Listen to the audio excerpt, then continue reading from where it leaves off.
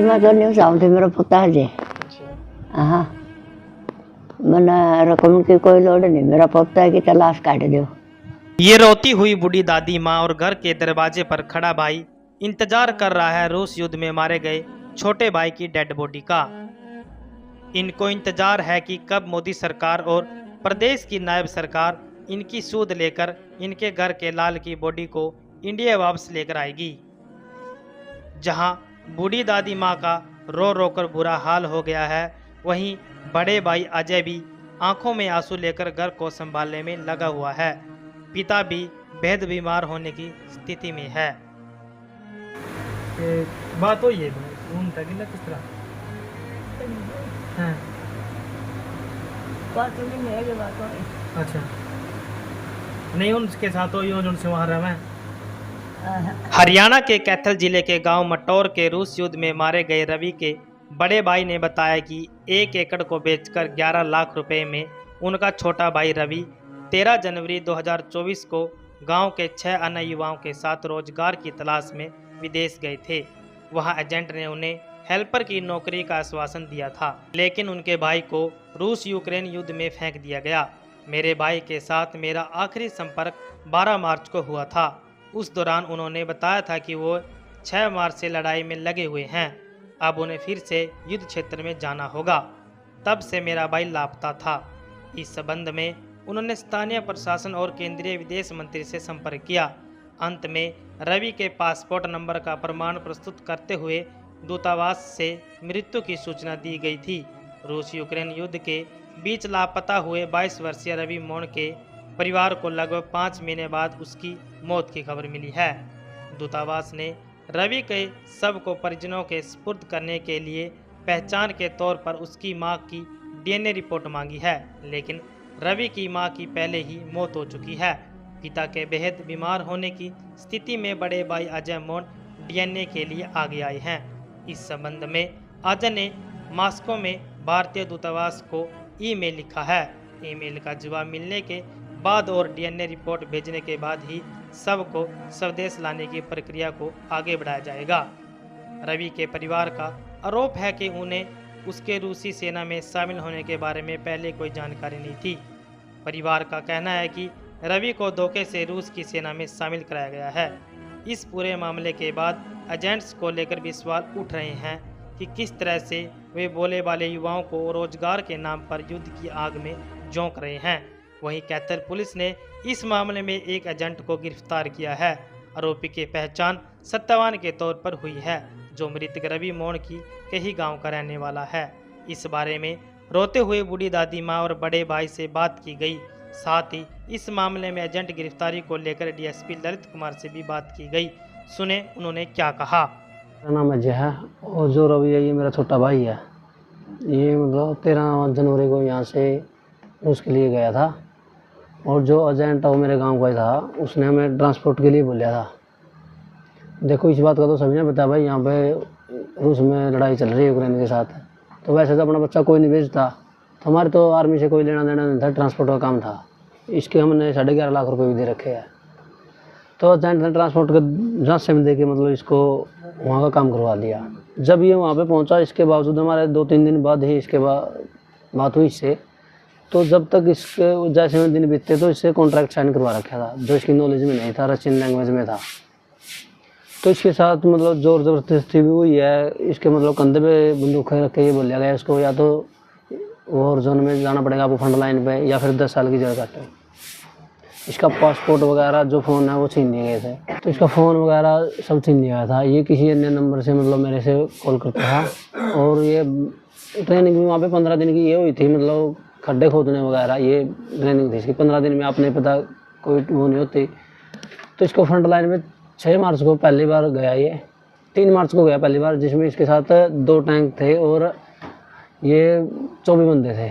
एक टैंक के ऊपर मिसाइल गिरी जैसे कि उसके तो मतलब सभी बंदे डेथ हो गई।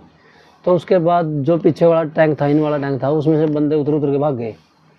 ऊपर से ड्रोनों ने हमला हुआ, जिसमें से 2 बंदे बचे थे।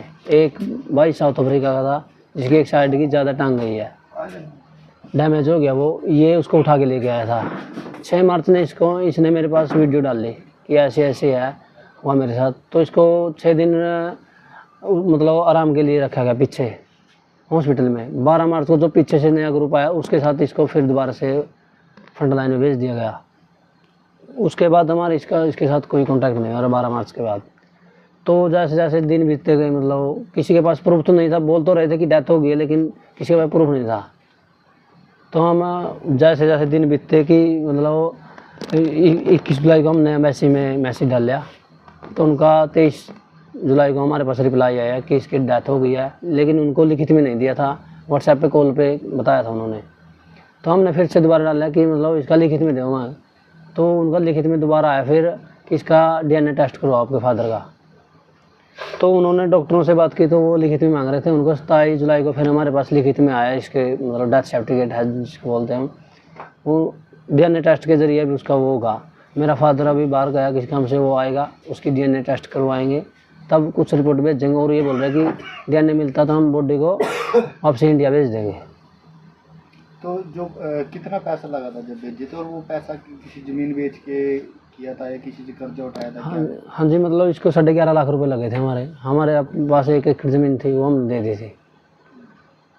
तो ये बाकी लड़के भी हैं आपके गांव? हाँ, हमारे गांव के लड़के 6 लड़के गए थे जिसमें ये मिसिंग चल रहा था। इस करके मतलब इतने महीने इसके निकल गए हैं मिसिंग में। मतलब आप नहीं पता है, कोई प्रूफ तो दे ही नहीं रहा था हमको, लेकिन मिसिंग चला रखा था ये।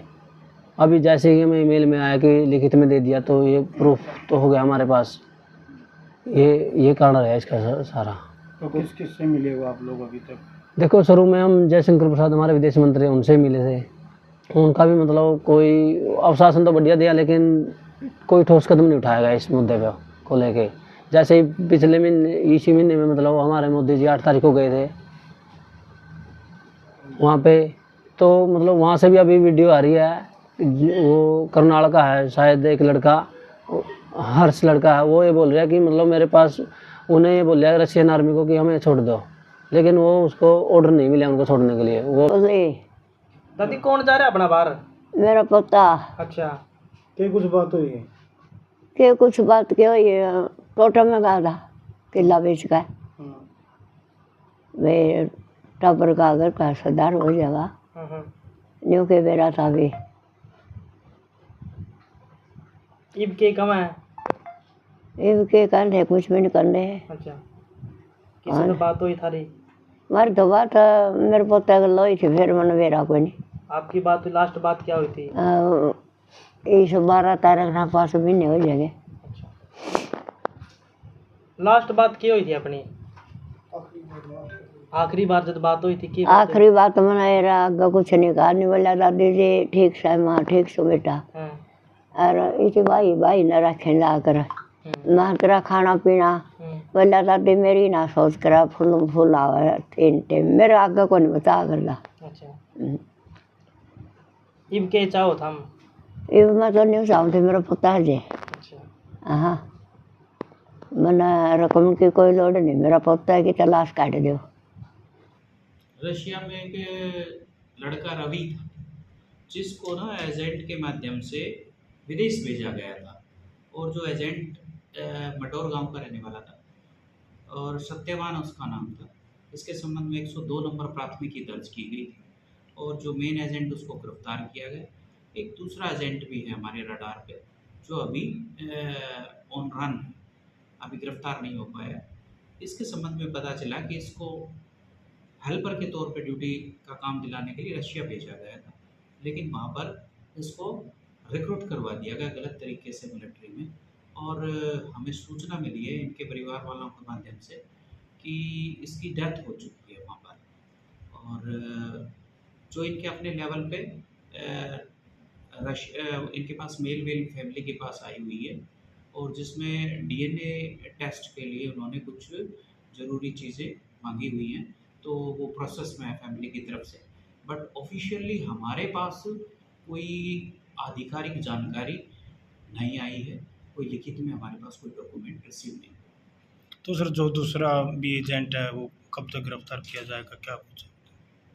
अनकन्फर्म्ड इंफॉर्मेशन यही है कि सेकंड एजेंट रशिया में है और कोलेखा गांव का रहने